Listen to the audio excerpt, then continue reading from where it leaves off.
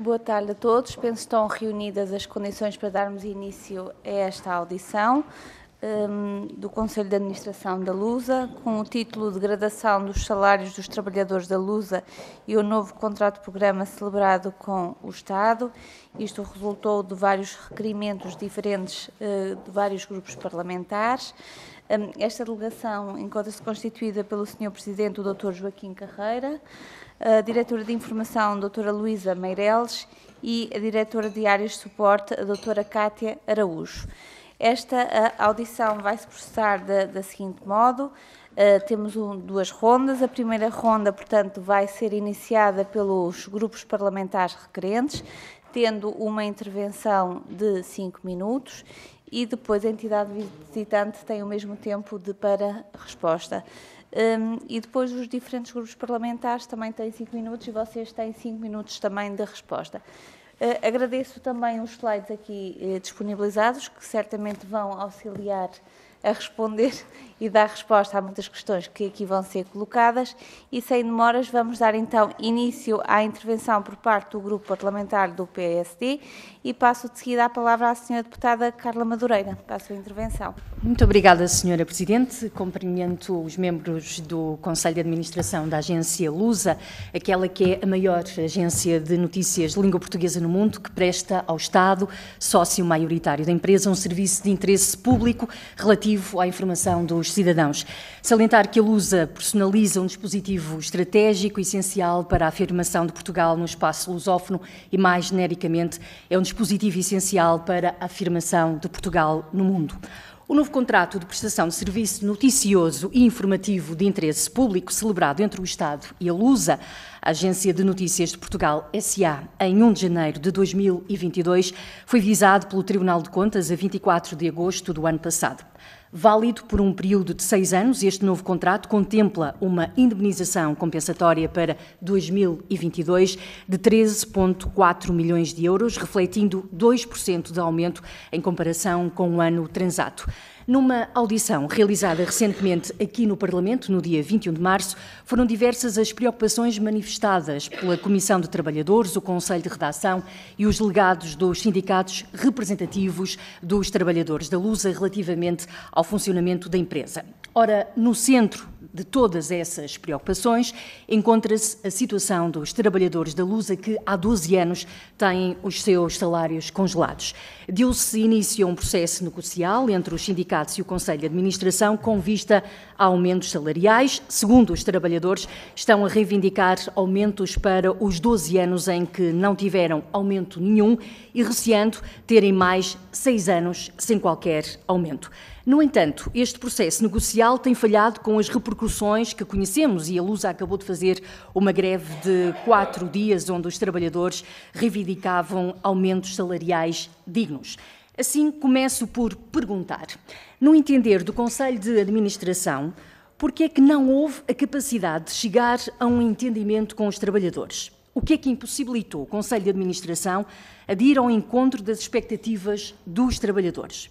Durante este período, qual foi o procedimento do Conselho de Administração relativamente à tutela, Ministério da Cultura e Ministério das Finanças? Segundo a vossa opinião, qual vai ser o desfecho de todo este processo?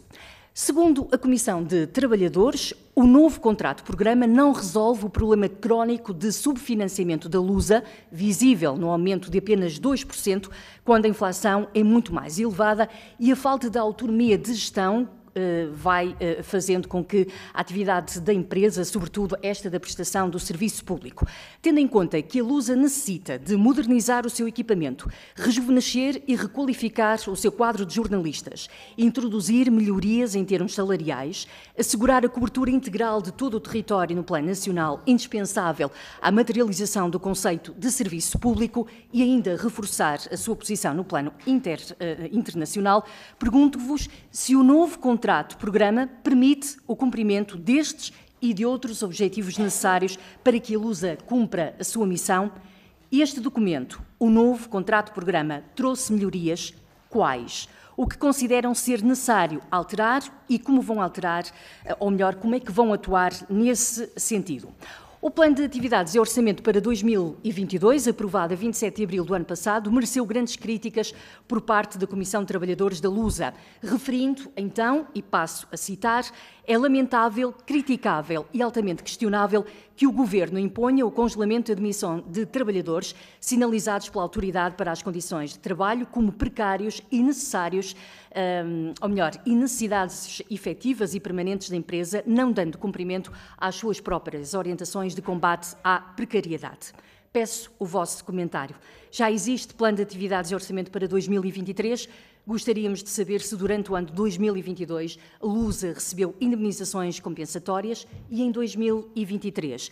Na vossa opinião, qual deveria ser o valor da indemnização compensatória adequado e justo para que a Lusa pudesse fazer face a todos os desafios? E, por último, consideram que a estrutura da empresa e o regime de tutela a que está submetida são ou não fatores que tornam a gestão da Lusa extremamente complexa? Muito obrigada.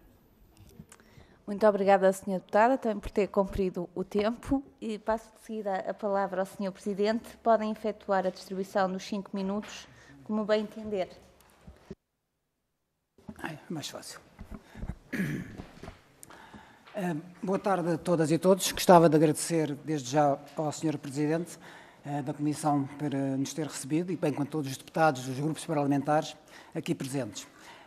As minhas expectativas relativamente a esta ação é poder esclarecer e encontrar vias para resolver a situação atual das condições de trabalho e direitos dos trabalhadores da Lusa, bem como perspectivar um pouco o futuro. Este último ponto é recorrente na Lusa, outras administrações já o fizeram, mas temos de pensar na estratégia de serviço público, que é uma questão estrutural e cíclica e intimamente ligada ao primeiro ponto das condições de trabalho e das remunerações dos trabalhadores e de todos os prestadores de serviço. Sem esta clarificação, colocamos em risco todo um sistema que depende da agência. É de primordial importância para os trabalhadores da Lusa, para a Lusa, para os órgãos de comunicação social portugueses, órgãos de comunicação social de língua portuguesa, órgãos de comunicação social estrangeiros, para empresas, para além de todas as agências com quem trabalhamos e que temos protocolos. Einstein disse uma frase muito célebre, que é: a insanidade é continuar fazendo sempre a mesma coisa e esperar resultados diferentes. Isto é o que sinto atualmente com o futuro ao nível da estratégia da Lusa. Estamos sempre a falar nestas questões, vários administradores do passado já falaram ao nível da estrutura, mesmo na última administração foi apresentado um plano estratégico para a Lusa, que na realidade vamos hoje aqui tentar aflorar e debater um pouco. Relativamente às questões, as várias questões que aqui estão em cima da mesa, o ponto de situação relativamente ao processo negocial.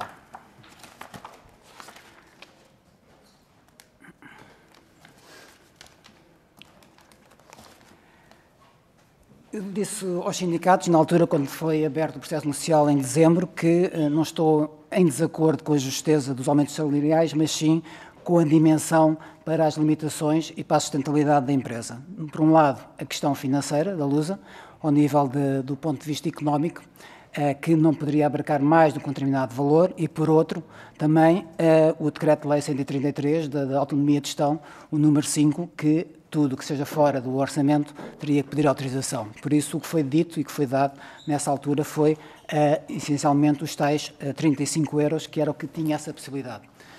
Posteriormente, em sede de negociação, verificámos que, logicamente, os 35 euros era a proposta que nós fizemos ao inicial do caderno reivindicativo dos trabalhadores, dos 120 euros, e falámos com as tutelas, ou seja, tivemos várias conversas desde o ano passado a falar com as tutelas para saber até qual é que era a questão que poderíamos aplicar relativamente aos 5,1 que foi o despacho de dezembro. Baseado nessa informação, foi feita uma nova proposta, já há pouco tempo, que deu os tais 74 euros de salário.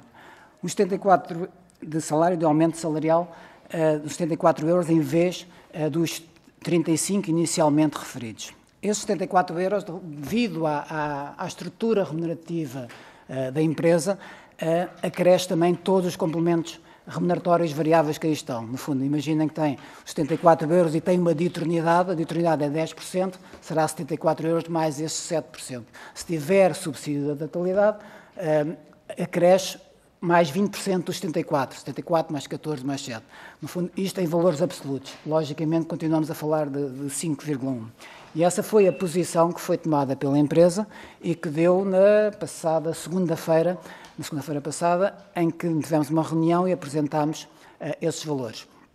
Ao mesmo tempo, no dia seguinte, foi feita uma nova reunião com os sindicatos, onde foi apresentada uma nova proposta, essa proposta que tinha uma redução dos 120 para os 100, ao qual eu informei também à noite, nessa terça-feira à noite, a dizer que se mantém esta proposta, mas estamos abertos a negociar e estamos também, de certa maneira, dependentes da questão do 1% ou dos 6,3% que tinha sido comunicado na sexta-feira anterior pelo Ministro das Finanças, que teria que ser adaptado, ou poderia ser adaptado ao setor público empresarial do Estado.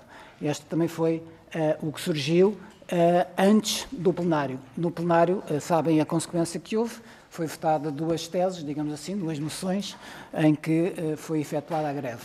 Mas antes disso também gostava de dizer, vou olhar para o relógio, antes disso gostava de dizer o que é que aconteceu em termos de aumentos, ou seja, durante este período todo, até este ano, o que é que foi feito na Lusa. Na Lusa houve um aumento salarial de 0,9%, ou seja, que estamos a falar de 20 euros, e houve 0,3%, 6 euros, no fundo 20 mais 6, 26 euros. Também houve um aumento de subsídio de refeição em 2018 de 4,77 para 6 euros, valor líquido, ou seja, que dá 24,60 por mês, e foi aumentado também depois no ano seguinte de 6 para 7,63, um subsídio de alimentação que dá por mês 32,60.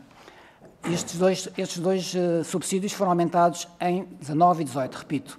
Também o ano passado, no final do ano, fizemos logo refletir no salário das pessoas o aumento do subsídio de alimentação de 7,63 para 8,32. Não sei se tenho mais. Uns segundinhos. Mas isto relativamente, penso que relativamente à questão dos aumentos salariais, disse uma questão que é que estava a impedir. O impedir, logicamente, tem a ver com as restrições ao nível financeiro, a sustentabilidade, ou seja, o despacho e as instruções para fazer um orçamento no setor público empresarial são estas mesmas. No fundo, temos que manter rácios de rentabilidade. É comum, e não é de agora, que o crescimento das vendas terá que ser sempre superior ao crescimento dos gastos operacionais e a rentabilidade continuar a aumentar. Mais no despacho de 16 de dezembro, penso que foi 16 de dezembro, 15 de dezembro, mantém lá a questão da sustentabilidade. Por isso há aqui uma questão da autonomia que não poderei ultrapassar, porque também tem a questão do famoso decreto-lei, o 133, da autonomia de gestão. Terá oportunidade de responder noutros períodos de intervenção. Passo então de seguida para o grupo parlamentar do Chega e para atuar a sua intervenção o Sr. Deputado Jorge Galveias. Muito obrigado, Sra. Deputada Coordenadora. Excelentíssimos senhores deputados, começo por cumprimentar os membros do Conselho de Administração da Agência Lusa aqui presentes, cuja presença agradecemos. Todos temos acompanhado os problemas por que passa a Lusa com a entrada em vigor do novo contrato de programa com o Estado. É claro, para todos nós, que a Agência Lusa se encontra em situação grave, a viver todo um conjunto de problemas financeiros e laborais que o Chega tem vindo a acompanhar com a maior atenção e preocupação relativamente à situação da vossa empresa e dos seus trabalhadores, que se aproxima de um patamar de insustentabilidade que coloca em causa a sua operacionalidade e o cumprimento da sua missão e objetivos. Em primeiro lugar, gostaria de saber se concordam que a Lusa se encontra numa situação de subfinanciamento e subscrevem o entendimento da Comissão de Trabalhadores de que tal situação acarreta consequências graves de falta de autonomia de gestão, a qual provoca constrangimentos na atividade da empresa, sobretudo na sua capacidade para se modernizar e equipar adequadamente para cumprir a sua missão e para assegurar a prestação do serviço público. Seguidamente, impõem-se os vossos comentários sobre a situação do congelamento e admissões de trabalhadores já identificados pela Autoridade para as Condições de Trabalho como precários e que correspondem a necessidades efetivas e permanentes da empresa, o que se encontra já fora do limite da legalidade e da ética profissional e configura uma situação de falsos contratos de prestação de serviços, os chamados recibos verdes. Entre os exemplos dados pelos trabalhadores ouvidos por esta Comissão, conta-se o caso do correspondente em Londres, que continua em situação laboral precária em virtude de não ter sido considerado essencial para o funcionamento da empresa. pese embora ser uma peça crucial na cobertura de assuntos internacionais. Assim, gostaria de saber com toda a clareza da vossa parte o que nos podem dizer sobre este caso, agravado pelo facto de muitos destes trabalhadores receberem ainda uma remuneração líquida inferior ao salário mínimo nacional, o que é uma indignidade que se soma à da sua situação laboral precária.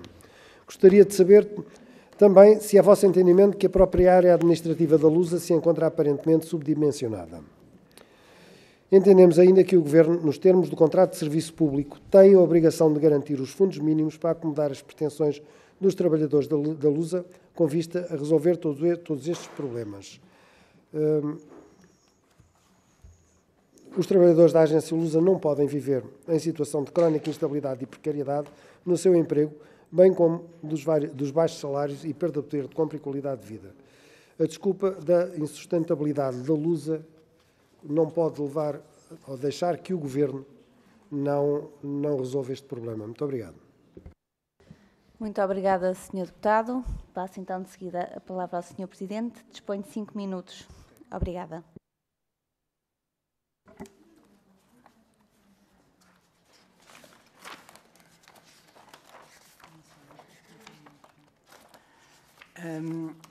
No fundo, relativamente, começando pela parte dos prestadores de serviço, que falou, que o Sr. Deputado, agradeço as suas perguntas também, o que eu gostava de comentar é o seguinte: nós, desde 2018, toda a empresa tem feito um esforço de integração de prestadores de serviço no quadro da empresa. O que tem acontecido, tivemos cerca de 49 contratações, e dessas 49 contratações, 23 têm a ver com o programa PREFPAP, na realidade. 18 foram prestadores de serviços existentes que foram integrados na empresa e só 8 foram contratados no mercado. Nós tivemos, logicamente, o caso do colaborador de Londres, teve na CAB da Cultura, e na realidade não foi deferido o processo dele. O que temos vindo a fazer é, sempre que temos a possibilidade, damos preferência, se houver o perfil adequado para a integração na empresa. No fundo, posso mostrar um pequeno gráfico, só para terem a ideia do que estamos a falar, que esse gráfico está convosco também, que é a evolução de contratos com jornalistas. Ou seja, o que é que nós estamos aqui a demonstrar? Que, na realidade, em 2019, houve um aumento, no quadro da empresa, ou seja, com a passagem de prestadores de serviço para o quadro do pessoal, passou de 107 para 222, e na realidade o que temos a verificar é que tem havido uma diminuição dos prestadores de serviço, ou seja, passam de 107 em 2019 para 90 atualmente. E ao nível do total de jornalistas, ou seja, total da força de trabalho, o que estamos a dizer é uma diminuição de 329 para 312 jornalistas no seu total. O que temos vindo, mais uma vez, repito, a fazer é esta integração gradual. E como é que esta integração é feita? Logicamente que há restrições, mais uma vez, pela contratação. Há pouco tinha sido falado porque é que nós estávamos a admitir. A admissão vem através do orçamento. O orçamento, quando é aprovado, o ano passado tinham 2 trabalhadores que tivemos que justificar, e estamos à espera da decisão de mais 2 trabalhadores para integrar os quadros da empresa, e que já vem do orçamento do ano anterior. E, de certa maneira, o que está sempre em causa é a aprovação do orçamento. O orçamento tem um processo de aprovação que tem a ver com todo o fluxo e toda a orgânica interna da empresa. No fundo, passa primeiro para os diretores, depois vai a um conselho de administração, primeira vez, segunda vez, passa para um conselho fiscal e depois é submetido. Depois da submissão é analisado pelo TAM e, mais tarde, vai à Assembleia Geral para ser aprovado ou não o plano de atividades do orçamento. Neste caso, esse plano de atividades do orçamento estava na Assembleia Geral da semana passada para ser aprovado, não foi porque não havia condições para o aprovar ainda, irá ser marcado para a próxima Assembleia Geral, que será no final de maio. E este é o processo normal também de admissão, quando há possibilidade ao nível também contratual e orçamental que poderemos fazer. Esta é a questão relativamente, digamos, aos prestadores de serviço. Relativamente ao subfinanciamento, ao sobrefinanciamento, essa é uma questão que eu tenho falado e também já referi. Eu acho que subfinanciamento, atualmente posso dizer que, devido às necessidades recorrentes, do meu ponto de vista, estamos com subfinanciamento, mas mais importante dizer se é sub ou sobrefinanciamento, é discutir mesmo o contrato de prestação de serviços. Ou seja, os objetos do serviço público, os objetivos de serviço público que estão contemplados devem ser reequacionados, devem ser ponderados, porque na realidade o que estamos a falar é que o mundo mudou bastante, nos mídias, mudou bastante em várias áreas e esta situação de sub ou subfinanciamento deveria ser ponderado. Porquê? Porque eu acho que a Lusa não deve ser só vista como uma empresa de produtora de conteúdos, mas uma empresa que presta um serviço social, um serviço público social e, como tal, tem um valor social maior que o seu valor económico. Atualmente considero que o valor económico é o que está a ser efetuado, mas temos que considerar que há aqui uma externalidade positiva entre o valor social relacionado com o serviço público e aquilo que a Lusa tem. Porque a Lusa não é só Lisboa, não é só Portugal, a Lusa é uma multinacional de agência como outra qualquer, concorrente com a nossa e, como tal, temos de ter os meios para concorrer com essas grandes empresas.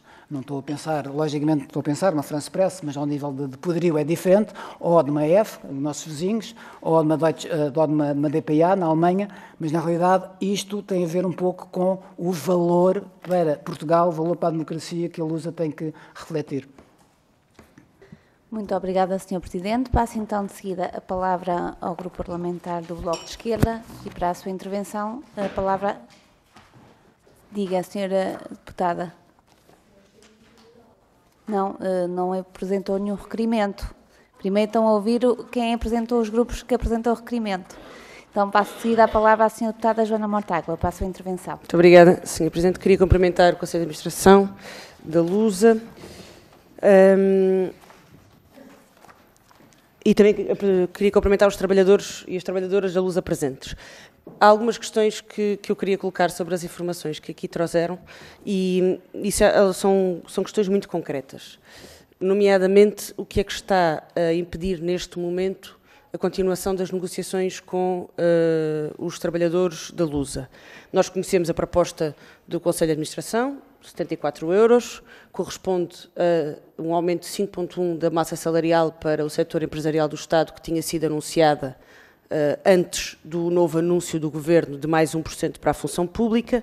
Conhecemos a proposta dos trabalhadores da Lusa, que desceu de 120 para 100 euros, tendo em vista não apenas a inflação, mas os 12 anos de congelamento salarial, que levaram a uma degradação que naturalmente agora é muito visível, porque nós estamos com níveis de inflação brutais e, portanto, uma reivindicação de 100 euros que poderia parecer, noutras circunstâncias, mesmo face ao congelamento, eventualmente exagerada, neste momento é perfeitamente compreensível por todas e por todos face à inflação e ao impacto que isso tem no salário real e, portanto, não negociar neste momento aumentos significa, na verdade, cortes reais nos salários. E, portanto, a primeira questão que eu queria colocar é a seguinte: porquê é que o Conselho de Administração não está neste momento a negociar com a Lusa, com os trabalhadores da Lusa, para além, ou seja, uma posição que vá ao encontro das suas pretensões? Porque é que o Conselho de Administração não está a negociar essa proposta com base no novo anúncio do Governo de mais 1% para a função pública e de que a massa salarial do setor empresarial do Estado poderá crescer para 6,3%? O Governo anunciou isso no dia 27 de março e, portanto, deu orientações, foi isso que o Sr. Ministro das Finanças fez, deu orientações para que seria permitido ao setor empresarial do Estado aumentar até aos 6,3% a massa salarial. Essa é uma das questões.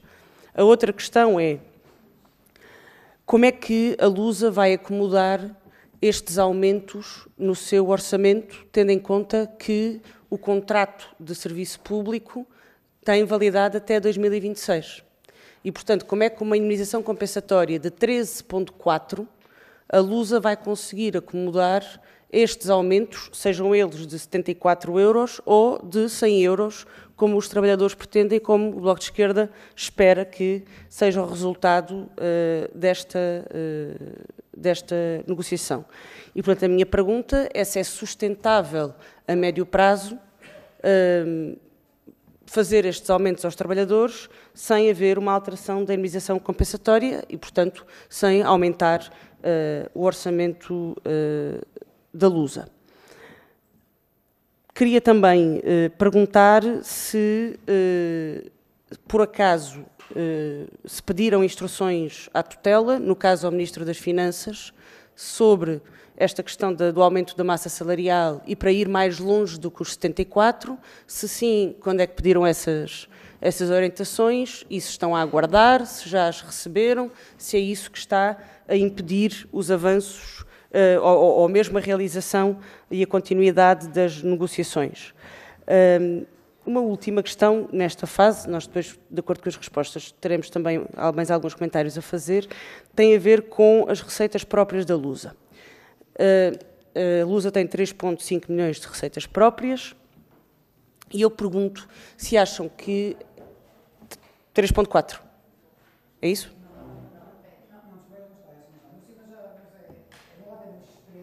Pronto, 3 milhões de receitas próprias, mas para a minha questão é relativamente indiferente, porque a minha questão é a seguinte: dessas receitas próprias conta-se a participação de um dos acionistas da Lusa, que é a Global Media, uma participação até relevante, acima dos 40%. Ora, a Global Media deve centenas de milhares de euros à Lusa. E eu também pergunto se é razoável que a Lusa tenha como fonte de receitas próprias, ou melhor, como neste caso, como prejuízo, a dívida de um dos seus acionistas, se isso não prejudica também a capacidade financeira e orçamental da Lusa.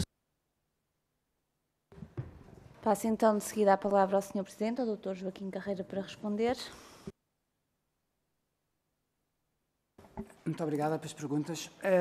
Relativamente à primeira parte, que estamos a falar sobre o que é que está a impedir o perseguir o aumento das negociações, eu comuniquei no dia 28 de março para os órgãos representativos dos trabalhadores, para os sindicatos, que estávamos a manter os 74 euros e referi que, na realidade, e vou passar a ler, esta proposta não tem em conta eventuais impactos resultantes da comunicação de sexta-feira do Sr. Ministro das Finanças a propósito do aumento de mais 1% para a administração pública e a sua possível extensão para o setor empresarial do Estado.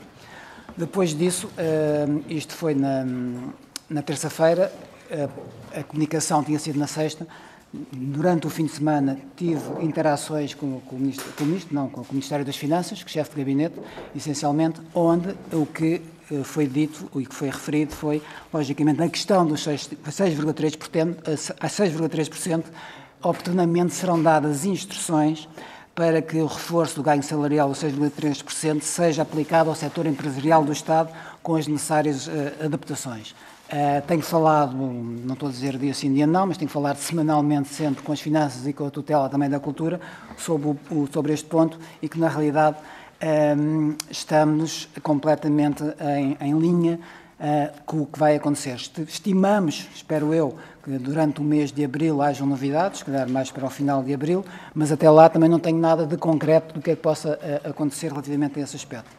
Depois coloco uma questão bastante pertinente, é como é que vai conseguir acomodar os aumentos, que essa é uma questão, por isso é que eu disse no início que não é uma questão só de curto prazo, é uma questão de curto prazo e de médio e longo prazo, e não acaba só em 2024 e 2025, quanto a mim. E o que está aqui em causa também é a revisão do contrato de serviço público. No fundo, o que foi feito e o que está a ser tratado e discutido, mas é uma questão que leva tempo, que é a questão da revisão do contrato de serviço público, de modo a poder acomodar. Para já o que temos é um entendimento relativamente aos 74 euros, que a Lusa irá ter um prejuízo provavelmente de cerca de 333 mil euros, mas o mais importante é se houver algum reforço, o prejuízo irá aumentar, não só este ano como nos anos seguintes.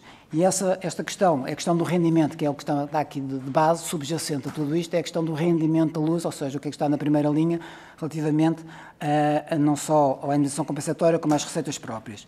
E, na realidade, as receitas próprias sabemos que está estagnada, alguns clientes a saírem, outros a entrarem, mas com uma tendência de estagnação clara, e com as tutelas temos estado a trabalhar na revisão do contrato de serviço público para incluir aquilo que não é uma cláusula de força maior, mas essencialmente é factos excepcionais e imprevisíveis que aconteceram fruto da inflação. E como tal, este é um processo que tem que ser analisado em várias óticas, não só do ponto de vista económico, mas também do ponto de vista jurídico, porque estamos a falar aqui de possíveis auxílios estatais se não for bem elaborado e bem tratado, não esquecendo que existe o Decreto-Lei 167 de 2008 sobre subvenções públicas e que começou a ser aplicado na Lusa depois disso, por isso é que se fala muito nas questões das devoluções ou não devoluções, e que valores já que estão em causa, porque o Estado não pode pagar mais do que é o custo do serviço público. Logicamente que há aqui outras interferências pelo meio relativamente a isso. Envolve também sempre o Tribunal de Contas e, por isso, é uma situação que passa, em termos de tramitação, passa por um processo longo. Não esquecer, por exemplo, o contrato que nós assinámos o ano passado, em janeiro de 2022, foi para o Tribunal de Contas e tivemos o visto em agosto.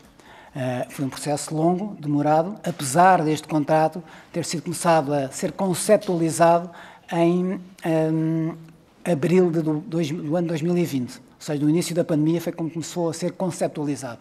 E tivemos uma resolução do Conselho de Ministros, como já foi aqui dita também, que foi em setembro com o orçamento definido. E isso só foi assinado em janeiro. E depois tivemos, de certa maneira, um financiamento bancário durante o ano por causa de fazer face a esta não existência do contrato que não estava a ser executado. Por isso, a sustentabilidade só poderá ser feita baseado nesta revisão, dado que é impossível obter mais receitas próprias e também é impossível cortar ao nível dos gastos naquilo que nós temos. E temos uma necessidade também grande de recuperação tecnológica, para além das condições dos trabalhadores, que estão em primeiro lugar, claramente. Receitas próprias. Na realidade, as receitas próprias, nós temos vários grupos de clientes. Nos grupos de clientes principais ainda temos órgãos de comunicação social, que estão numa fase, não é de agora, mais uma vez, é recorrente também, estão numa fase de estagnação ou diminuição, tem havido consolidação no mercado e isso é mau para a Luz, é mau para fornecedores de serviços.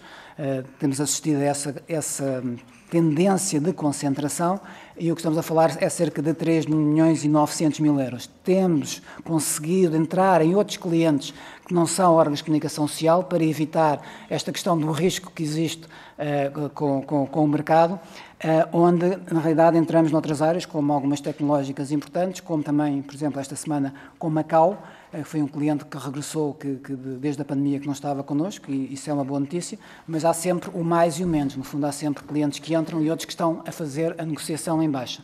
Parece que acabei o meu tempo. Obrigada. Passamos então de seguida agora para o Partido Socialista e passo a palavra à Sra. Deputada Rosário Gamboa para a sua intervenção. Muito obrigada, Sra. Presidente. Cumprimento o Conselho de Administração da Luz e quem o acompanha, os trabalhadores da Luz que aqui estão presentes e os senhores deputados. Há duas ou três considerações que vou tentar fazê-las de uma forma muito breve, mas que não posso dispensá-las. De facto, nós também entendemos que o valor social da Luz é maior que o seu valor económico, porque presta um serviço público.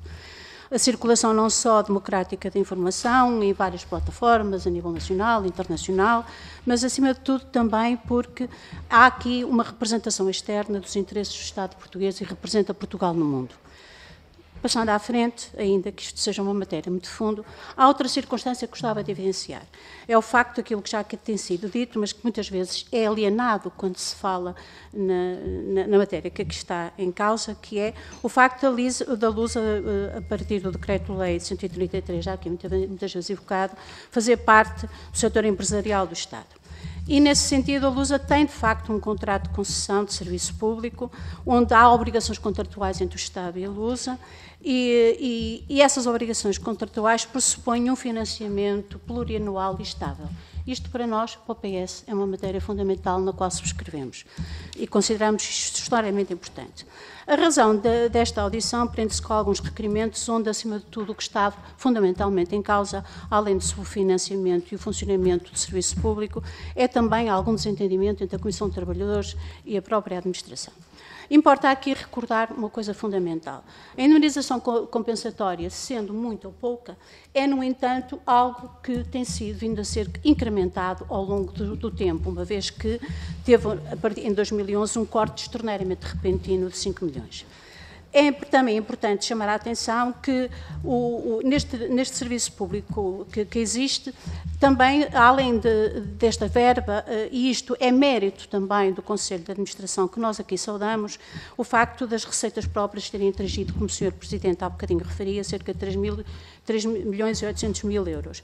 Assim como, por exemplo, uma gestão eficiente dos recursos, o facto de o plano de atividades e a própria execução orçamental, por exemplo, em 2021, 2022, desculpe, aquilo que foi tudo executado, exceto cerca de 800.000 euros, o que é algo extraordinariamente notável face ao histórico da Lusa.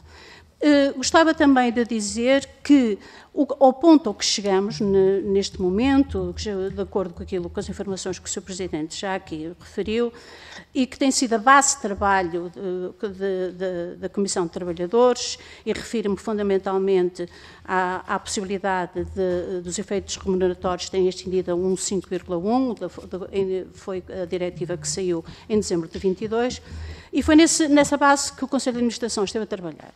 E depois, posteriormente, como disse, com a tutela, em diálogo com as duas tutelas, aparece aqui já uma proposta com um aumento significativo de 74 euros, dos 35 para 74, que tem reflexos em todos os complementos remuneratórios variáveis que estão indexados ao próprio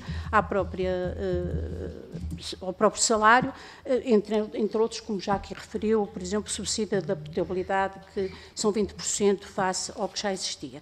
E passando um pouco à frente, eu gostava era de dizer que esta nova proposta representa um aumento de 7% nas remunerações mais baixas, 2% nas remunerações mais altas, sendo que a maioria dos trabalhadores, isto é, 72%, tem aumentos entre 4% a 7%. Ainda estamos à espera dos 6,3 que aqui já foram referidos acerca da possibilidade desse acréscimo no setor público de Estado. Por isso há uma coisa que é importante aqui ficar claro. Não se pode falar nem de falta de diálogo, nem de falta de vontade. Isto tem existido da parte do Conselho de Administração da Lusa e da parte da tutela. E, neste sentido, mudando um pouco, eu gostava de chamar a atenção para outros aspectos, uma vez que estes continuamos com alguma evolução, como o Sr. Presidente acabou de dizer. A estrutura organizativa da Lusa é extraordinariamente complexa, com muitas redes externas. É necessário sempre uma resposta muito mais coordenada, até com aquilo que acabou de referir, acerca da entrada e saída de novos clientes, novas áreas da exploração de clientes, e, acima de tudo, também a própria atualização tecnológica e uma necessidade, julgo eu, bastante forte, de responder a novos desafios num modelo de governação mais flexível. Nesse sentido, perguntava-lhe duas coisas. A necessidade de revisão do serviço público, dos termos de serviço público, como o Sr. Presidente já acabou de referir. Também perguntar se considera pertinente, porque julgo que encontrei isso nos vossos documentos, de alterações, neste momento também há uma certa revisão da negociação do acordo de empresa, que também me parece bastante importante, e ainda gostava de perguntar também se os impactos financeiros já nos deu conta disso através dos slides que nos apresentou, os impactos, que significará, como o Sr. Presidente acabou de dizer, não se trata só de uma questão momentânea, serão impactos que terão que ser assegurados durante os próximos anos, porque se trata de massa salarial e ela não pode flutuar de um ano para o outro, como é óbvio. E também gostava de fazer uma pergunta que aqui já foi elencada, acerca esta relação entre a estrutura acionista e as dívidas em atraso com a Lusa. Muito obrigada. Para responder, passo a palavra ao Sr. Presidente, Dr. Joaquim. Muito obrigada. Mais uma vez, obrigado pelas suas perguntas. Eu gostava de mostrar aqui dois slides que têm em vossa mão. Uma é a evolução da imunização compensatória das receitas próprias, que é este. Este, na realidade, o que aconteceu, que estamos aqui a ver, é que tivemos 15 milhões e 600 mil em 2012, sem IVA, são valores sem IVA, e que na realidade foi cortado num período da Troika e que foi recuperado lentamente para atualmente termos de falar de 13,4 e 13,5 milhões de euros. O que aconteceu durante este período foi uma recuperação lenta, mas foi sustentável. Depois houve o contrato. O contrato, apesar de tudo, e gostava só de dizer duas coisas sobre o contrato, eu acho que temos, quando fizemos o contrato, ou quando elaborámos o contrato, digamos assim, foi, como disse já há algum tempo, e tínhamos aqui uma questão que era ter estabilidade. Não esquecer que nós tivemos durante 3 anos com resoluções do Conselho de Ministros, ou seja, não tivemos com financiamento estável, não tivemos com com tesouraria que pudesse pagar salários. Lembro-me, em 2021, quando teve aqui o Nicolau Santos, que o pedido do PSD foi que não havia financiamento para a Lusa, que havia problemas, que fui eu que disse, como diretor financeiro na altura, que tinha 30 mil euros em janeiro para pagar salários. Essa situação acho que mudou. Mudou também porque o contrato, apesar de tudo, não é um contrato perfeito, não há contratos perfeitos. Eu, quando me sentei, por acaso, com a Cátia e com mais alguém da UTAM, não tinha a bola de cristal e, nesse ano, a inflação era de 1,3%. Nós fomos atingidos por algo, mais uma vez, excepcional e imprevisível. E, mesmo assim, aumentou 2% e 1%. Mas houve aqui coisas positivas. Primeiro, foi um horizonte temporal definido e bastante estabilizado. Isso, para mim, é claro que aconteceu. Houve um crescimento de 2% e de 1%, relativamente aos anteriores. O custo de serviço público líquido não contempla ganhos de outros negócios privados. Isto que eu quero dizer. Antigamente, o custo de serviço público, que é aqui, era deduzido na sua totalidade por tudo o que nós vendíamos. E, atualmente, existe uma parte que não é deduzida, ou seja, nós vamos a devolver mais por causa desta questão. E isso foi alterado no contrato. Isto, mais do que a alteração, é um incentivo à modernização, um incentivo ao desempenho, um incentivo à inovação. Foi o início, como eu já disse isto, em vários lugares, isto é uma porta aberta, uma janela para podermos ainda melhorar mais. Outra questão importante que foi o pagamento trimestral no início de cada trimestre. Estávamos a receber ao mês. Isso são aspectos positivos. Depois posso dizer aspectos que não deveriam ser considerados, que acho que a ausência da revisão da inflação deveria ter uma cláusula, claramente. Há um valor baixo que não contempla investimento, isso é importante para a Lusa, e as alterações nos objetivos de serviço público não estão lá contemplados e, logicamente, deveria ter entrado em consideração também com as condições dos trabalhadores e aumentos de salários que não houve no passado. Mas isto foi o contrato possível que apesar de tudo, existe uma coisa importante que é estabilidade e visibilidade. O que eu proponho é que ainda temos um período grande que este contrato seja revisto nesse sentido, seja revisto para acomodar tudo aquilo que falta e aquilo que nós pensamos. E também peço para verem outro slide, acho que ainda tenho tempo. Eu fiz duas simulações, eu e a área financeira, essencialmente, uma que era o impacto da inflação no contrato de 2010, o que é que isso poderia dar, que é este slide. No fundo, temos aqui, deveria dar cerca de 17 milhões de euros, com a inflação até 2022.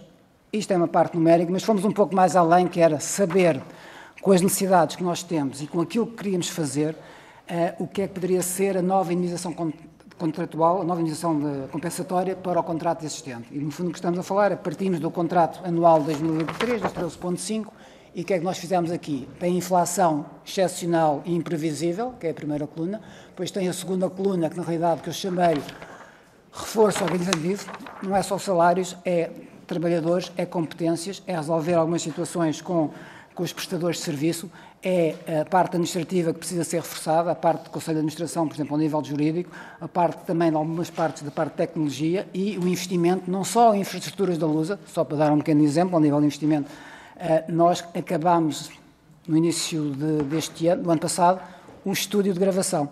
Esta questão do estúdio de gravação demorou imenso tempo e é um pequeno estúdio de gravação e almejamos também atingir mais investimentos ao nível de infraestruturas. Por exemplo, estamos a dar formação e queríamos ter salas melhores ao nível de formação, que é importantíssimo. E este investimento está aqui cerca de 2,5 milhões. Isto tudo dava 17,4. No fundo, o que estou a falar não digo que é permanente, é uma relação entre 17 milhões e 17,4 que seriam para cobrir necessidades e não ser só a indenização compensatória de operação normal, operação corrente, que é o que tem sido, porque temos acomodado os investimentos, temos cortado alguns investimentos, não temos tido possibilidade de fazer integração de trabalhadores, porque precisamos disso para ter a tal rentabilidade, a tal sustentabilidade, para poder admitir que senão ficamos aqui bloqueados. Por último, o acordo de empresa é algo que faz sentido rever. Há várias partes do acordo de empresa que não me fazem, que estão obsoletos. O acordo de empresa é de 2009 e tem vários estrangulamentos. Estou a lembrar de um que foi proposta nossa da administração, tem a ver com o subsídio de instalação para todos os nossos jornalistas residentes. No fundo, temos cerca de 33 jornalistas em todas as capitais de distrito, em que o subsídio de instalação e equipamento está indexado ao salário. Não me faz sentido um subsídio de instalação que tem a ver com as habitações estarem indexadas ao salário. Eu propus que fosse desindexado do salário e que fosse retirado do acordo de empresa. Isto é um pequeno exemplo daquilo que deveria ser, para além das questões dos subsídios, de avaliações de desempenho também, que pesam bastante, e outras que têm a ver com a evolução das carreiras, com as diuturnidades, que têm ideias próprias sobre o mesmo. De seguida, passamos para o Partido da Iniciativa Liberal e passo a palavra à Sra. Deputada Patrícia Gil Vaz para a sua intervenção. Obrigada, Sra. Presidente. Cumprimentar o Sr. Presidente do Conselho de Administração da Lusa, bem como todos os senhores representantes. O Estado tem aproximadamente 50% do capital social da Lusa, que é a única agência noticiosa portuguesa e que se encontra sob a tutela conjunta quer do Ministério da Cultura, quer do Ministério das Finanças. É inegável que a Lusa presta serviço público, que a Iniciativa Liberal reconhece e valoriza, pois serve não apenas de suporte informativo, às vezes até o único suporte informativo a muitos órgãos de informação nacional, regional e local do nosso país, mas também aos mídias de Cabo Verde, São Tomé e Príncipe, Guiné-Bissau, Angola, Moçambique, Timor e ainda Macau. Estando há 12 anos sem verem os seus salários devidamente atualizados e continuando a perder poder de compra, os representantes dos trabalhadores da Lusa pediram para ser recebidos pelo Ministério das Finanças, mas a verdade é que ninguém os recebeu e não tiveram resposta. É um silêncio que, no nosso ponto de vista, é incompreensível, tanto mais que este mesmo Ministério acabou de anunciar um assistente orçamental de 2.300 milhões de euros nas contas públicas do país, e isto é ainda mais incompreensível num governo que tanto gosta de apregoar virtudes de diálogo, e a Lusa merecia mais e melhor. Por isso, as perguntas que eu gostaria de lhes fazer seria, em primeiro lugar, se concorda que a Lusa tem vindo a ser subfinanciada, quais são os prejuízos que esta greve de 4 dias causou à empresa, por que motivo é que foram encerradas as delegações de Coimbra, Évora e Faro. Perguntar também se é verdade que há anos que não são pagas horas extraordinárias, apesar de estarem previstas no acordo de empresa. Perguntar se é verdade que o correspondente da Lusa em Londres continua sem contrato efetivo de trabalho. Se há entre os jornalistas de Lisboa quem receba em termos líquidos abaixo do salário mínimo nacional. Como é que é possível haver jornalistas da rede regional a trabalharem em casa apenas a troco de 27 euros para despesas com energia e telecomunicações? Perguntar também se a direção técnica chegou a ter 25 trabalhadores, atualmente tem apenas 3. Perguntar por que motivo é que existiu esta redução tão drástica e, por último, como é que avaliam a recusa do Ministério das Finanças em dialogar com os representantes dos trabalhadores. Obrigada. Para responder, passo a palavra ao Sr. Presidente, professor Joaquim. Muito obrigada pelas suas perguntas. Relativamente ao capital acionista, só um pequeno reparo, o Estado tem 50,15% e, logicamente, que o restante são de outros acionistas, um dos quais o principal é a Global Media com 2 empresas, mas também tem a RTP, o Diário Domingo, as Notícias de Portugal, que também são acionistas. Relativamente à questão do financiado ou subfinanciado, já falei. Na realidade, atualmente, para o nível de serviço, precisamos de mais, já mostrei aqui, em termos dos 2 slides, também disse porquê, mas também disse que era importante, primeiro, discutir, isto é como aos clientes, como falamos com clientes, o cliente não me dá o dinheiro e depois faço o serviço todo. Primeiro tenho que perceber qual é que é o serviço que queremos prestar para perceber se estamos de acordo com o cliente, com as necessidades do cliente, neste caso o Estado, e qual é o valor para esse tipo de serviço. Se abrir uma nova delegação, por exemplo, suponhamos na África do Sul, logicamente teria que ser tudo renegociado, ou se quiserem, ao nível da parte editorial, algumas alterações, teria que ser renegociado para cima ou para baixo, claramente.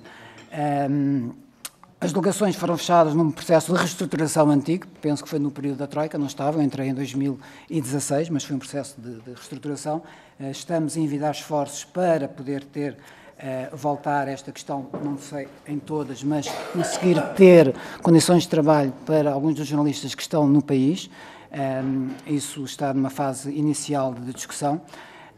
Ao nível de salários abaixo do mínimo, trabalhadores do quadro não existem.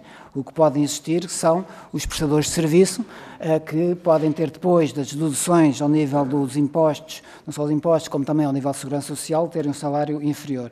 Mas existe um grande espectro de remuneração, digamos assim, honorários, que os prestadores de serviço têm. Pode haver desde 400 euros, que podem ser, digamos, jornalistas à peça, como podem ser também valores perto de 2.500 euros também. No fundo, há uma grande volatilidade ao nível, uma grande variância relativamente a estes salários. Relativamente à questão dos 27 euros, também disse já aqui qual era a minha intenção. Os 27 euros, para mim, é uma aberração que existe no acordo de empresa, que não faz sentido. Acho que deveria estar completamente desindexado, como estão outros subsídios, mas porque na realidade o que nós pagamos é esse valor atualmente, que é os 5% sobre o salário de referência, e deveria estar fora. Mas não tenho aqui a falar com telecomunicações, só temos de falar com energia, porque na realidade a Lusa já paga telecomunicações. Ao router, ao telefone, está pago, está integrado e não tem que pagar mais. Ou seja, sabemos, logicamente, que os consumos de energéticos aumentaram consideravelmente no último ano e isso preocupa-me também. A direção técnica, sei que também foi um processo mais antigo, também não tenho conhecimento, se queres falar sobre... Foi em 2006, a direção técnica foi em 2006, na realidade houve um outsourcing, o que existe considero, à semelhança que eu também já disse, quando falei naquele slide de reforço organizativo, que é necessário reforçar várias áreas da empresa, não estou só a falar da área editorial, na área de comercial e marketing, na área técnica, na área financeira, e que é necessário, e essa é uma das áreas que também tenho em mente ao nível deste plano global que estou a elaborar. Penso que respondi a tudo. Relativamente às horas extraordinárias, não esquecer que existem também dois complementos, que também falou nelas, existem dois complementos remuneratórios, um que é o subsídio da adaptabilidade e outro que é o subsídio de isenção do horário de trabalho. E que, no fundo, a adaptabilidade, por exemplo, o que está em causa é 20%, a isenção do horário de trabalho é 30%. Os 20% tem uma regra que também está definida no acordo de empresa, que é mais 4 horas por dia até ao máximo de 50. E, de certa maneira, compensam horas extraordinárias. E, relativamente aos 30%, é 30% sobre o salário e também, logicamente, tem uma abrangência maior. Estes dois subsídios abrangem cerca de 180 trabalhadores da Lusa. Não só do área do jornalismo, mas também áreas não jornalistas. Porque, por exemplo, direção técnica, já que falámos nisso, precisam de estar ao nível de flexibilidade e de intervenção com maior disponibilidade. E por isso faz todo o sentido também ter este tipo de subsídios. Por isso há uma grande abrangência relativamente a estes dois subsídios. Obrigada, Sr. Presidente. Passo agora a palavra ao Partido Comunista e vai efetuar a intervenção a Sra. Deputada Paula Santos. Muito obrigada ao Partido Comunista Português. Eu queria cumprimentar o Sr. Presidente do Conselho de Administração da Lusa, também os demais elementos aqui presentes, cumprimentar também os trabalhadores da Lusa aqui presentes e dirigir uma saudação, que é público, mas a ação e intervenção, a luta dos trabalhadores da Lusa na defesa dos seus direitos. E a primeira questão que gostaria de abordar prende-se exatamente com as questões das reivindicações por parte dos trabalhadores, em particular no que diz respeito ao aumento dos salários, pretensões e reivindicações que não têm tido correspondência por parte da administração e não têm tido correspondência por parte do Governo, enquanto entidade que tem a tutela sobre a empresa. Estamos a falar de trabalhadores que ao longo de todos estes anos, aquilo que nós temos nestes últimos anos, a verdade é que tiveram uma perda real do ponto de vista do seu salário, e que é justa a reivindicação da recuperação do poder de compra, da valorização do poder de compra e da valorização dos seus salários. E, portanto, esta era a primeira questão que queria colocar, de perceber também, ouvimos aqui atentamente os elementos que já vieram para cima da mesa, mas tendo em conta as reivindicações em concreto, até onde é que naturalmente haverá disponibilidade, e está disponível o Conselho de Administração para ir ao encontro das reivindicações por parte dos trabalhadores no que diz respeito, em concreto, aos seus salários. Não nos queremos imiscuir no processo negocial, porque isso é entre as organizações representativas dos trabalhadores e a administração da empresa, mas a valorização dos trabalhadores, a valorização dos seus salários, das suas carreiras, é condição e é indissociável também daquilo que se pretende, enquanto fomos a falar da empresa, da Lusa.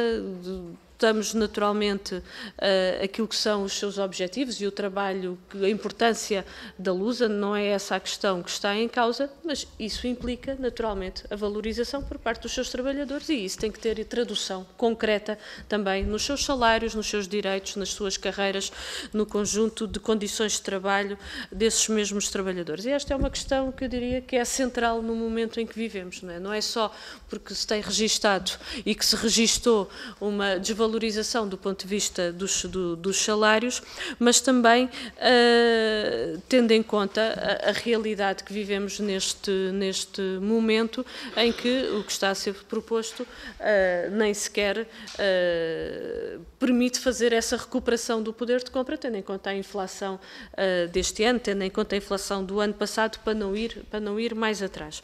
Há uma segunda questão que nos preocupa e gostaríamos também de colocar, que se prende com a atualização salarial dos anos seguintes, porque o que é normal é haver aumentos de salários todos os anos, e o que não é normal é não haver.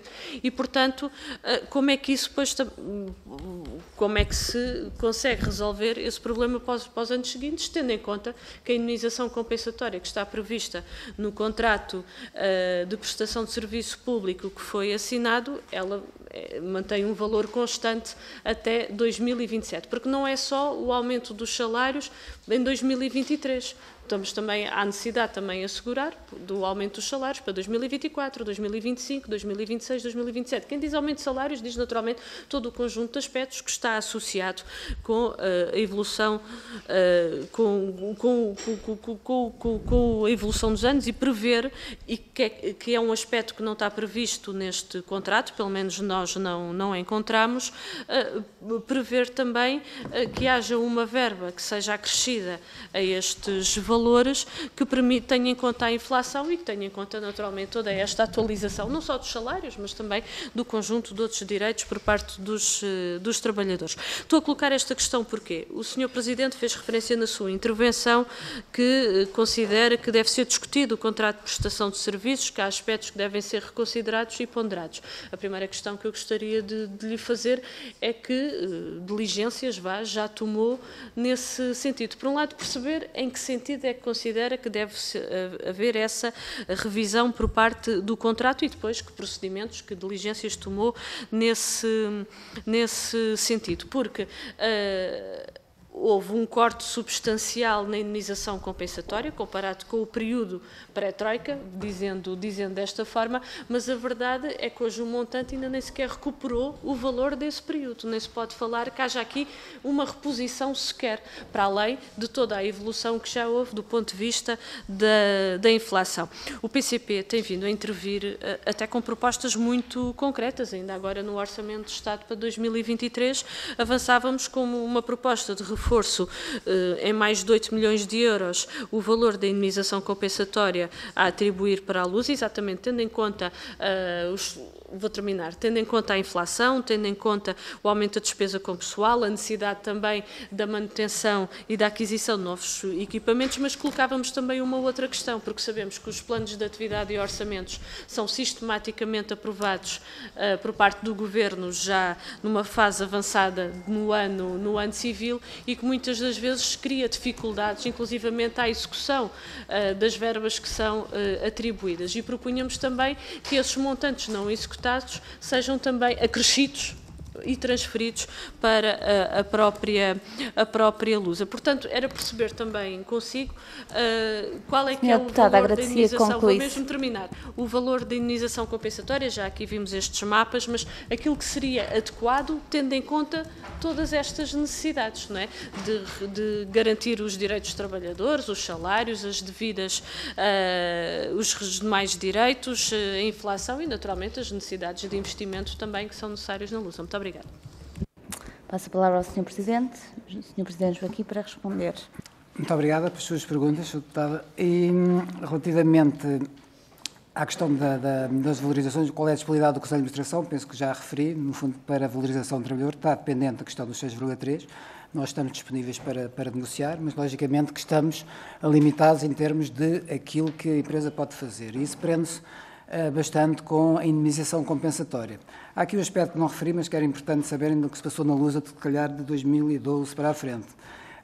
Ou seja, nós tivemos aqueles 15,6 milhões de euros, que foram reduzidos para 10 milhões de euros no período da Troika. Se calhar não sabem, mas a empresa teve em falência técnica durante esse período. Isso nem sequer foi refletido nas contas da empresa. E a empresa passou por todo este calvário, ou seja, passou e conseguiu ter resultados positivos e sustentavelmente a ter resultados que podem não ser os melhores no mundo, não são, as melhores condições também não são, mas também não são as piores. E como tal, o que eu quero dizer com isto é que recuperou sistematicamente, gradualmente. Roma e Pavia não se fizeram no dia e isso passou-se também com a Lusa, ou seja, houve com a questão da redução e com a questão de um programa de pré-reformas uma injeção, de certa maneira, de uma previsão que deveria ter sido efetuada e não foi, e que provocou resultados negativos tremendos e que tivemos até 2016, de certa maneira, a recuperar, que só foram, depois, visionados em 2016. A atualização dos salários seguintes é aquilo que eu disse, no fundo, com a revisão, e nós demos passos com as tutelas, como eu disse, estamos a dar passos com as tutelas para rever o contrato de prestação de serviço público. Não é só 2023, logicamente, queremos 2023, 2024 e em 2025 fazer a tal revisão mais estrutural. Porquê? Porque, como eu disse, ou seja, se tivéssemos, considerando que é só a hipótese agora do impacto que temos dos 74 euros, o que é que acontece? Teremos um prejuízo. Mas esse prejuízo repete-se para os anos seguintes, como já disse, e como tal é preciso ser revisto para esse, não só para isso, como também aquilo que mostrei no segundo gráfico, que era, além da inflação, o que é que a empresa precisa. Como já disse aqui, havia necessidades do setor administrativo, necessidades na parte editorial, na parte multimédia, na parte de prestadores de serviço, na parte de rede. E tudo isso está contemplado naqueles dois gráficos que eu mostrei. Ou seja, entre os tais 17 milhões de euros, que em termos médios poderia dizer que estamos a falar nesse ponto de situação, para ser uma indenização compensatória, que poderia ser uma parte a nível extraordinário, porque depois não se vai repetir, ou seja, não vou ter uma necessidade de investimento de 2,5 milhões de euros todos os anos. Sejamos sinceros e honestos, não é? Mas preciso de certa maneira, recuperar o passado. Eu tenho aqui atas de conselhos de administrações anteriores, tenho aqui de 2016, por exemplo, a dizer que na realidade deram mais 20%, mas eu não posso executar. Claro que não posso executar. Não posso executar porque na realidade os salários estavam mais baixos e que o serviço público era sempre mais baixo que os 12 milhões e como tal teria que devolver. Essa era uma situação que queria referir.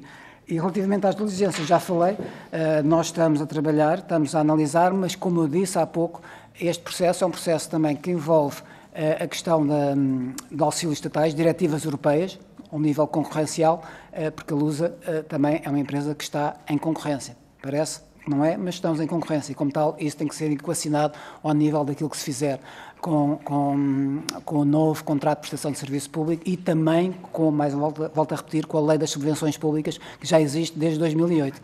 E está lá bem explícito num dos artigos, quer dizer, excessos ou déficits têm que ser corrigidos e podem ser ajustados. E não é de agora. Obrigada, Sr. Presidente. Joaquim, ainda na primeira ronda, os grupos parlamentares requerentes dispõem de mais 2 minutos para a intervenção e depois também terá a possibilidade de responder em 2 minutos. Passo então de seguida a palavra novamente ao Partido Social Democrata e penso que será a Sra. Deputada Carla Madureira que vai efetuar a intervenção. Muito obrigada, Sra. Presidente. Nestes 2 minutos que temos agora, há uma constatação que queremos fazer e não podemos passar ao lado dela. O Sr. Presidente do Conselho de Administração disse que a Lusa passou por um calvário no tempo da Troika. Não foi só a Lusa, de facto foi este país, um país que teve muitas dificuldades e não vamos aqui lembrar as razões pelas quais a Troika teve que vir a Portugal. E a Troika não pode, no entendimento do PSD, ser a justificação para os problemas que a Lusa atravessa, até porque este Governo está no poder há 7 anos, e 7 anos é tempo de começar a resolver os problemas que ele próprio criou. Sr. Presidente, gostaríamos de reforçar aqui algumas das questões que na primeira ronda lhe colocamos e que não tivemos o esclarecimento suficiente, e prende-se sobretudo com esta questão dos valores da indemnização compensatória. Gostaríamos de saber se a Lusa recebeu indemnização compensatória em 2022 e em 2023. Se, na vossa opinião, qual deveria ser o valor da indemnização compensatória adequado e justo para que a Lusa pudesse fazer frente a todos os desafios? E, por último, consideram que a estrutura da empresa e o regime da tutela a que estão submetida são ou não fatores que tornam a gestão da Lusa extremamente complexa? Obrigada. Obrigada. Passo então a palavra ao Sr. Presidente. Muito obrigado pelas suas perguntas. Relativamente, eu sei que o calvário não foi só da Lusa, mas eu estou cá para falar da Lusa e por isso tive a ter essa referência, porque também não era muito conhecida aquilo que se passou. Relativamente à indemnização compensatória de 2022, como eu disse, foi paga. O que aconteceu em 2022, porque tivemos à espera do Tribunal de Contas, ao nível do visto que é necessário ter para executar o contrato, só com o visto, com um processo de fiscalização normal, faz parte da tramitação. Demorou algum tempo, demorou até setembro, ou seja, ele foi assinado em janeiro, repito, e tivemos o Tribunal de Contas até setembro. Durante esse período tivemos que fazer financiamentos. Fomos à banca, como há muito tempo não tínhamos ido, mas em setembro recebemos todo o passado, ou seja, de janeiro a setembro, que foi paga toda a dívida que tínhamos com a parte financeira desse ano, no fundo estamos a falar de cerca de 8 milhões de euros, e devolvemos aquilo que tínhamos de devolver ainda de contratos antigos, devolução de contratos antigos. Em 2023 estamos a receber trimestralmente, recebemos logicamente o primeiro trimestre e iremos receber agora o segundo trimestre. Também está definido no contrato que é até o dia 25, logicamente dia 25 é um feriado, queríamos que fosse antes também para efeitos dos pagamentos salariais, mas isso também está a ser gerido. Relativamente ao regime da tutela, eu acho que a questão não é essa, mais uma vez, acho que as tutelas, já passamos por várias tutelas, eu sempre passei pela cultura, não há nada com a tutela da cultura que impossibilita ou inibe o cumprimento, existe essencialmente, mais uma vez, eu ponho o dedo na ferida, que é quais são os objetivos de serviço público, porque na realidade o mundo mudou, porque existe mais literacia, há mais necessidade também de literacia, temos mais licenciados, temos mais tecnologia e tudo isso acho que deveria ser levado em linha de conta, como também relativamente a populações desfavorecidas ao nível não só de informação de conteúdos, como também ao nível de tecnologia, e isso tem que ser definido. Obrigada. Passo seguida ao Sr. Deputado Jorge Galveias, do Chega. Muito obrigado, Sra. Deputada Coordenadora. Para o Chega ficou clara a situação de precariedade que vive a Agência Lusa, Agência Nacional de Notícias, detida em mais de 50% pelo Estado. Quando referi há pouco que o salário líquido de parte dos trabalhadores era inferior ao salário mínimo nacional, salário líquido, o Conselho de Administração da Lusa respondeu com, julgo, salário bruto. Este facto foi-nos transmitido pelos próprios trabalhadores e pergunto-se, será que eles estão a mentir? Ficou claro também que um jornalista correspondente em Londres e, portanto, representante, de certa forma, do nosso país, a receber a recibos verdes não é uma prioridade. Não entendemos as motivações que estão por trás deste desinvestimento do Governo do Partido Socialista. E eu deixo apenas uma única pergunta. Quem é que ganha com o mau funcionamento da Agência Lusa? Muito obrigado. Obrigada, Sr. Deputado. Passo a seguir a palavra.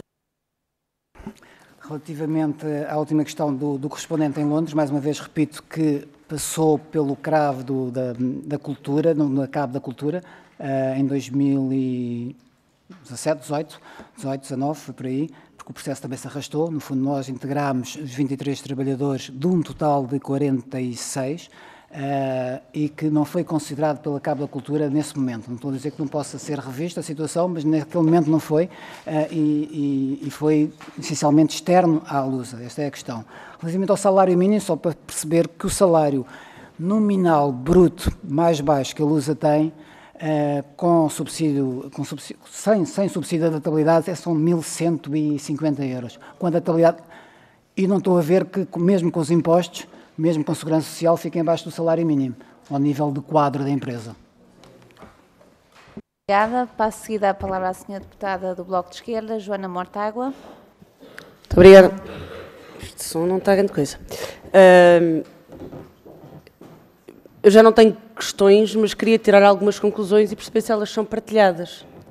Porque daquilo que eu entendi, a Lusa tem um contrato de serviço público que é válido de 22 a 2027. Nesse contrato de serviço público, que acabou de ser assinado, já não está prevista a indenização compensatória para aquilo que o Conselho de Administração considera ser as necessidades organizativas, operacionais da Lusa.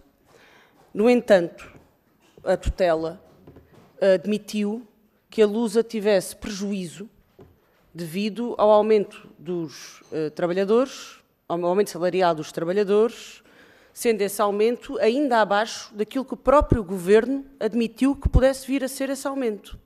Ou seja, aquilo que o Governo disse, segundo eu entendi, ao Conselho de Administração da Lusa, é que, tendo em conta todas as informações que existem, a Lusa acumulará prejuízos num futuro indeterminado, até haver um novo contrato que, porventura, venha a contemplar uma compensação imunizatória nova. E, portanto, a nossa questão não é para o Conselho de Administração. Parece-nos que, no momento em que está a haver negociações com os trabalhadores, não haver uma resposta da tutela sobre qual é a margem negocial que a Lusa pode ter, qual é a garantia de financiamento que a Lusa pode ter para garantir que essa margem negocial não resulte em prejuízo. E se aplica ou não se aplica à Lusa o aumento de 1% e a massa salarial de 6,3% que foi anunciada para o setor empresarial do Estado, ora, estes três fatores fazem com que, do nosso ver, se justifique a vinda do Ministro das Finanças a esta Comissão para responder sobre estas matérias. E era esse apelo que nós queríamos deixar, porque já entendemos que a Conselho de Administração não tem mais informações para nos dar e, portanto, talvez deixamos esse apelo ao Partido Socialista e ao Grupo Parlamentar do Partido Socialista que aprove a vinda do Ministro das Finanças, porque está evidente perante todas e todos que está na mão de Fernando Medina as respostas para as perguntas que nós temos. Obrigada, Sra. Deputada. Sr. Presidente, para responder. Sim, eu voltava a repetir. Na realidade, nós continuamos a falar com as tutelas. Eu sei que está a ser falado. Nós enviámos um documento já há bastante tempo e, mais uma vez, eu repito, o documento tem vários enquadramentos, tem várias dimensões que têm que ser analisadas. Não se faz da noite para o dia, vai levar o seu tempo e a questão passa essencialmente para revisão, não só com a inflação, como também outras necessidades de médio e longo prazo. Eu disse logo no início que a primeira questão importante era as condições de trabalho dos trabalhadores e os direitos dos trabalhadores. Isso tenho o entendimento que possa ter prejuízo já de curto prazo e que estamos na proposta que foi feita dos 74, 5,1, repito, superior à administração pública e, se calhar, em média também ao nível dos mídias de comunicação social, tirando uma empresa que eu conheço, é superior em termos de comunicação social, mas não quer comparar com os outros, quer tentar dar o melhor que se puder. E isso foi conseguido. E o que estamos a fazer agora também é para ter a tal proteção ao nível de rendimento, ao nível de vendas, que na realidade permitem passar e fazer a tal recuperação relativamente ao passado. Por isso que eu te falei no início que é a questão não só do curto prazo com as condições de trabalho dos trabalhadores, como também o médio e longo prazo, porque a história não acaba com esta negociação, porque se vai repetir no sentido de tem reflexos ao nível de gastos com pessoal para o futuro. Obrigada, Sr. Presidente. Vamos dar início então à segunda ronda. Na segunda ronda, cada grupo parlamentar dispõe de 2 minutos e a entidade visitante para responder dispõe até 12 minutos. Nesse sentido, pergunto quais são os grupos parlamentares que se querem inscrever para a segunda ronda. Partido Socialista, mais algum partido que se quer inscrever? Partido Comunista Português e o PSD, certo? Pronto, e Bloco de Esquerda, muito bem. Então dou a palavra já à Sra. Deputada Rosário Gamboa para a sua intervenção. Muito obrigada, Sra. Presidente. nós queríamos, fundamentalmente, já em conclusão desta audição, salientar aqui duas coisas importantes. Primeiro, os esforços que foram feitos por o Conselho de Administração, juntamente com as duas tutelas, para conseguirem ultrapassar situações de bloqueio e consertarem uma proposta bastante superior à que estava inicialmente em cima da mesa, o que significará que, com certeza, não há déficit nenhum que possa existir numa empresa destas e que terá que ser resolvido de outra maneira, como é óbvio. Depois, chamar a atenção para o trabalho exaustivo que o Conselho de Administração tem tido, no sentido que está presente de forma bastante clara, por menos em 2 dos slides que eu gostaria de evidenciar, aliás, são 3. Nós vemos que temos uma massa salarial bastante significativa, está aqui a evolução e a situação atual da Lusa em termos de trabalhadores, 222 com contrato, 90 sem contrato, digamos, a termo certo, sim. E depois temos, acima de tudo, o estudo que foi feito para o que seria o desejável, ainda que no último quadro tenha, como o Sr. Presidente acabou de dizer, uma situação estritamente conjuntural, que são os 2,5 milhões, mas o que seria necessário. Independentemente do resultado que aqui está, o que nós consideramos, Partido Socialista, fundamental é aquilo que tem sido aqui a constante desta audição.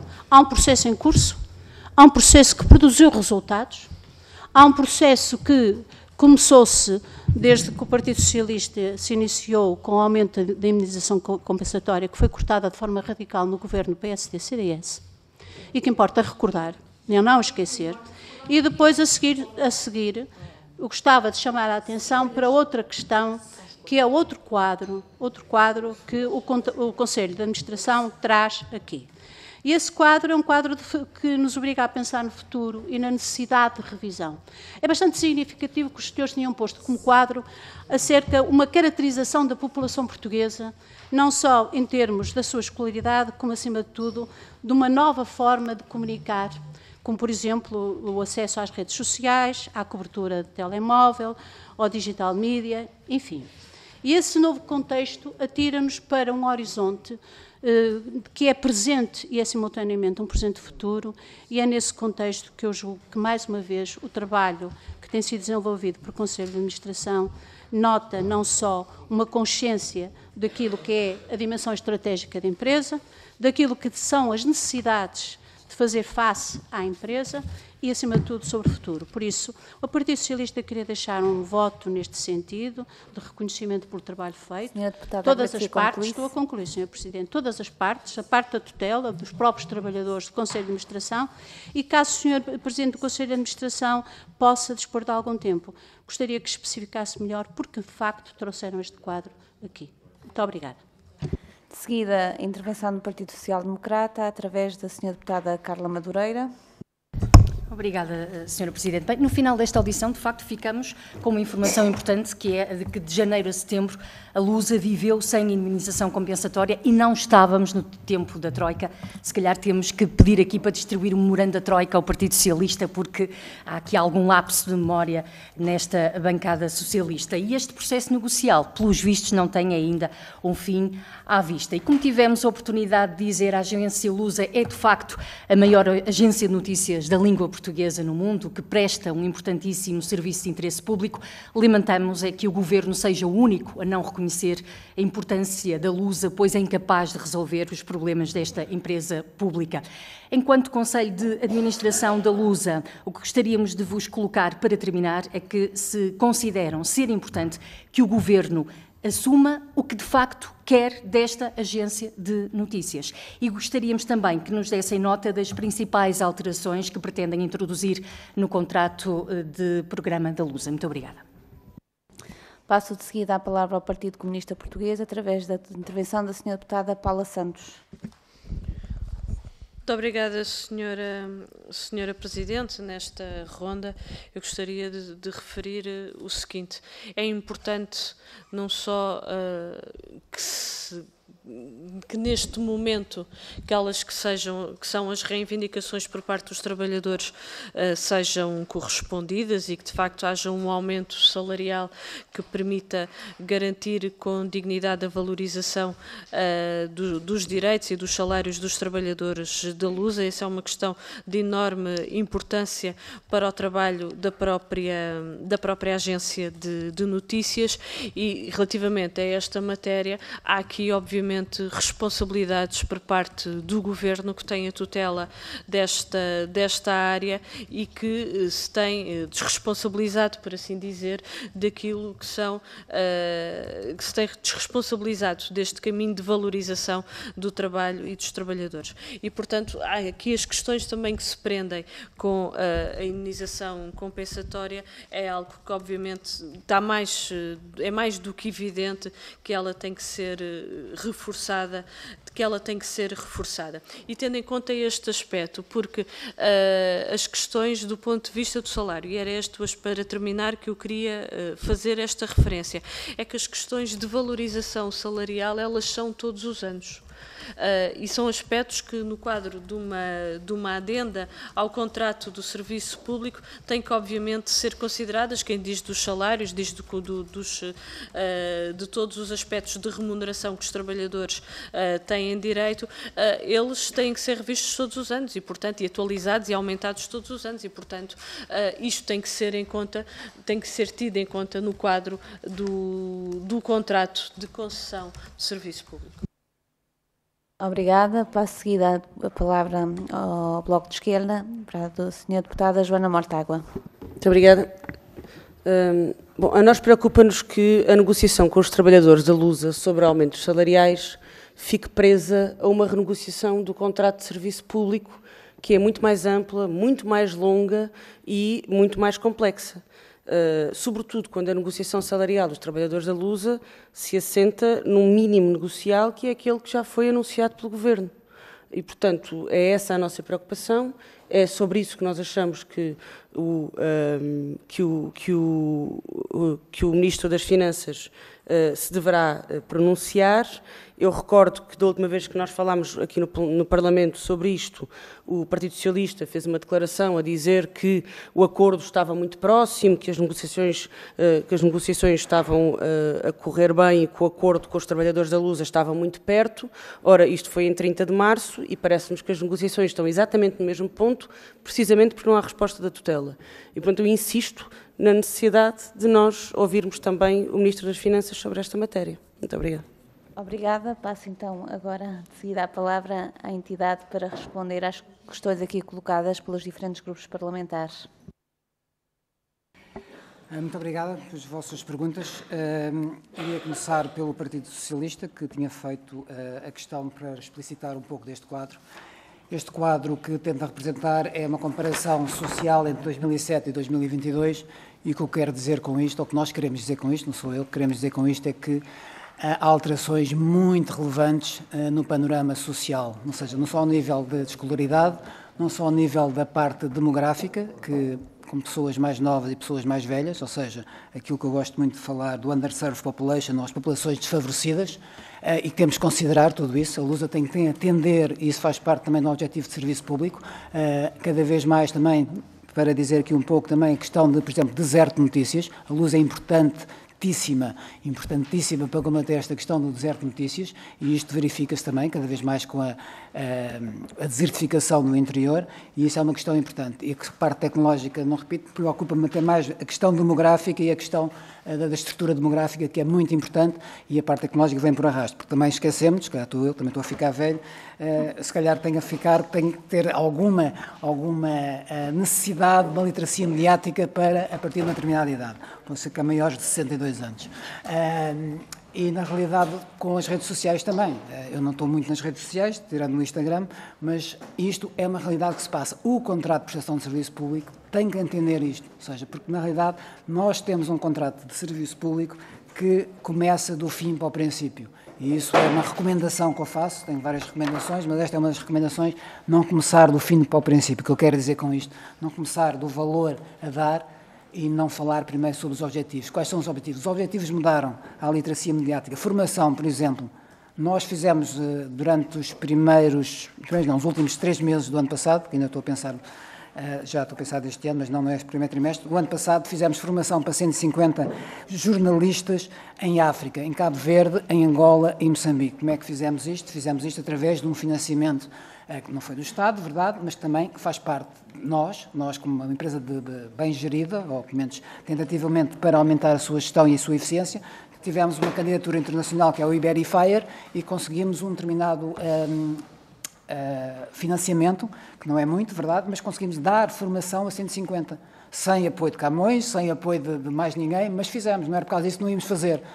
Normalmente o nosso tipo de desempenho dos diretores da Lusa é fazer, e tivemos de fazer, e a questão da formação, a literacia mediática é importantíssimo no combate à desinformação, e isso para mim também faz parte de um objetivo de serviço público, tem que ficar mais claro. Relativamente ao PSD, as alterações eu já falei, no fundo há aqui questões do ponto de vista dos trabalhadores, do ponto de vista dos prestadores de serviço, era naquele quadro, naquele gráfico que eu mostrei, que era a coluna do meio, que eu chamei de reforço organizacional, em que é necessário contratar novas competências, há competências que se calhar têm que ser requalificadas, outras têm que ser contratadas de novo, e logicamente isso tem que ser equacionado e tem que ser logicamente densificado e explorado. A questão da revisão do contrato de prestação de serviço, não esquecer também que o contrato atual permite uma revisão mais estrutural ao fim de 3 anos, e o que nós queremos fazer é, logicamente, passar agora com esta questão da inflação durante os 2 anos, com esse aumento, e fazer a revisão estrutural, porque temos alguma estabilidade. Porque temos esta oportunidade de ter alguma estabilidade, porque não tivemos no ano passado, isso o deputado do PSD diz com razão, na realidade tivemos um problema de financiamento, tivemos que recorrer à banca, como já aconteceu no passado, só para dizer que a Lusa também, ao nível de contas, que eu não falei, a Lusa continua a ter contas certas, continua a cumprir com os orçamentos, não tem endividamento e tem sempre atingido os objetivos que se propôs. O ano passado mesmo, nós tivemos gastos extraordinários ou por energia, ou questões de cibersegurança, e mesmo assim atingimos também os nossos objetivos e tivemos um resultado positivo, de acordo com o orçamento. Relativamente ao Bloco de Esquerda, a Lusa não está presa à renegociação, a Lusa está a continuar a fazer o caminho em 2 etapas, há paralelos claramente. Primeiro é o entendimento que já temos para os 74 e estamos à espera, como eu já disse, que foi comunicado que esta proposta não tem em conta, a proposta que foi feita dos 74 euros, não tem em conta eventuais impactos resultantes da comunicação que foi feita pelo Sr. Ministro das Finanças a propósito do aumento de mais 1% para a administração pública e a sua possível extensão para o setor empresarial do Estado. Por isso estamos a falar de 2 momentos, mais uma vez volto-me a repetir, há 2 momentos que podem ser paralelos e é o que nós estamos a fazer. Atualmente temos a possibilidade de o fazer enquanto estamos a rever e a analisar, dada a complexidade do contrato. Só para relembrar, o contrato de 6 anos, eu comecei a trabalhá-lo, eu, a Cátia e outras pessoas da cultura, que já não estão na cultura e também nas finanças, em abril de 2020. E isso demora o seu tempo. Não tenho mais nada. Obrigado a todos. Não sei se as outras senhoras querem fazer algum ponto de situação, algum comentário, que ainda dispõe de tempo. Assinalar o seguinte, que é, como diretora de informação da Lusa, eu acho que a Lusa presta efetivamente um serviço inestimável ao país e é, aliás, um elemento de coesão territorial. E eu gostaria de sublinhar isto, porque é mesmo um elemento de coesão territorial.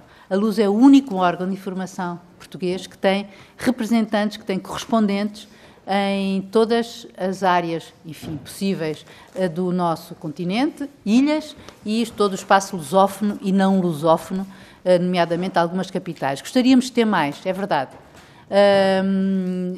Eu não tenho a menor dúvida disso, porque há espaços do mundo onde nós gostaríamos muito de estar presentes e poder relatar pela voz portuguesa esses aspectos.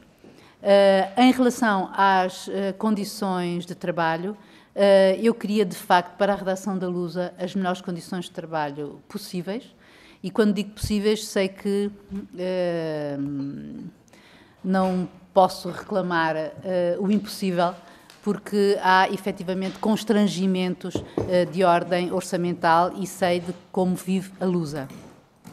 Mas gostaria que os senhores deputados pudessem, de qualquer modo, pôr a vossa força, se assim se pode dizer, a força de, enfim, de representantes do povo português neste aspecto.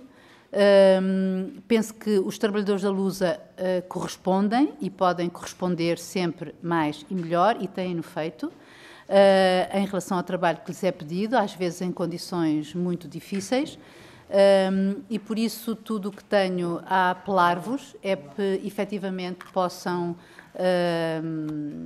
enfim, dar alerta, sinalizar de que estão conscientes do papel da Lusa e também de que a importância de chegarmos a um acordo negocial, que eu acho que é vontade da atual administração, e penso que no fundo é também vontade dos órgãos dos trabalhadores, porque as pessoas precisam e lutam por salários melhores e que lhes façam fazer frente às condições de vida. E por isso agradeço muito a vossa que nos tenham ouvido e espero que vocês também sejam ouvidos. E muito obrigada. Muito obrigada a nós. Agradeço as explicações e as informações aqui dadas. Penso que a maioria das questões aqui colocadas pelos diferentes grupos parlamentares foram respondidas e, como tal, damos então por finalizada esta audição. Muito obrigada e uma boa tarde a todos.